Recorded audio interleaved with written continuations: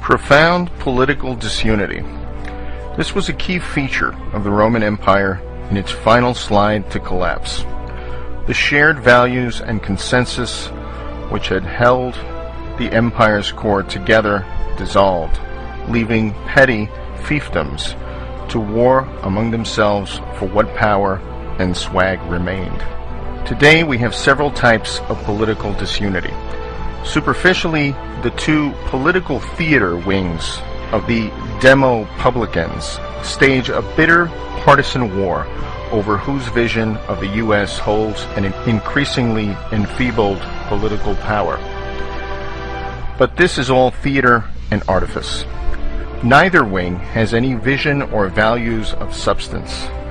Each slavishly serves their masters, the corporate cartels and financial oligarchy, while feeding their vast constituencies in the savior state with borrowed treasure to maintain the power.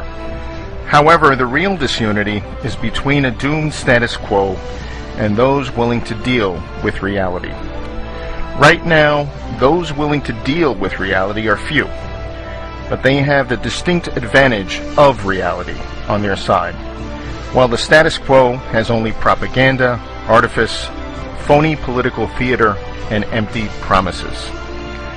The disunity stems from the public's innate desire to hold on to the empty promises and cling to hope offered by the status quo that these grandiose, impossible promises will be met, despite the abundant factual evidence to the contrary. Every attempt to lead the public towards the realization that the present is unsustainable is crushed by a frantic assault by the cartels and players who will lose power and profits when the status quo crumbles. Promises always sound better than reality until a crisis punctures the promises. But the anger generated by this deflation of too good to be true promises threatens both rationality and stability. And what of the leadership? The weakness of what passes for leadership today is not just a matter of bad luck, but of the corruption of politics to the point that it only attracts sycophants, moral midgets, and sociopaths. It's easy to blame those attracted to the game for this, but the real cause is the American people, who reject honesty in favor of artifice and promises. The American public is childlike, self-centered, myopic, ill-informed, and ultimately uncaring about anything but getting what's theirs. Thus, anyone who promises that their share of the swag will remain untouched wins, and anyone who suggests the swag is unsustainable is rejected. To the degree a nation gets the leadership it demands, then the U.S. is in trouble. We are now a nation of spoiled teens who get to elect their parents. No surprise, the ones who never enforce any penalties, those that have learned never to challenge their own bosses, the kleptocrats, and who dole out the most allowances win every time. Thus we get leaders who refuse to challenge the financial power elites and cartels because the status quo would devote all of their wealth and influence to defeating such a challenger. And we get leaders who refuse to be honest with the American people because that honesty is rejected as unwelcome. A real leader persuades the public to grow up rather than pander to their primal desires.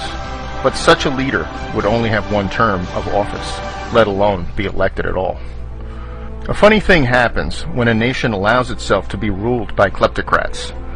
Such rule is intrinsically destabilizing, as there is no longer any center to bind the nation together. The public sees the value system at the top as I, me, and mine. Greed fed by complicity and corruption, and they follow suit by pursuing whatever petty frauds and corruptions are within reach. Tax avoidance, cheating on entrance exams, gaming disability, lying on mortgage and job applications, and so on. Meanwhile, the diverting of national income into a few power centers is also destabilizing.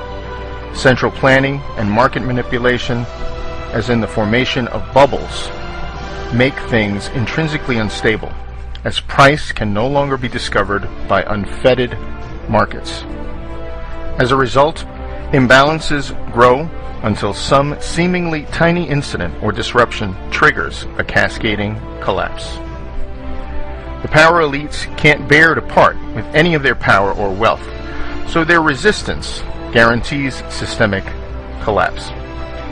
The political leadership cannot challenge the power elite's grip on the nation's throat because the entire status quo has been co-opted or sold out and is now wedded to the oligarchy as their guarantor of financial security. What this leads to is a status quo committed to a sinking ship.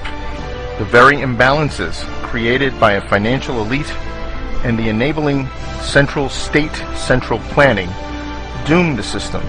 But since everyone within the status quo depends on it for their own slice of wealth and power, then no one dares speak up in favor of reality.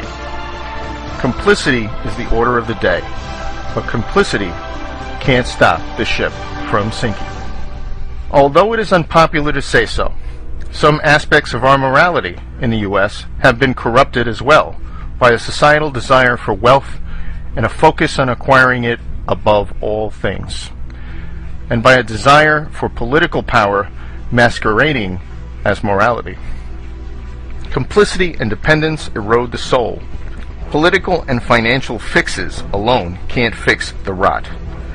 In a fundamentally corrupt, complicit society, rules and laws are routinely evaded, bypassed, undermined, or simply ignored.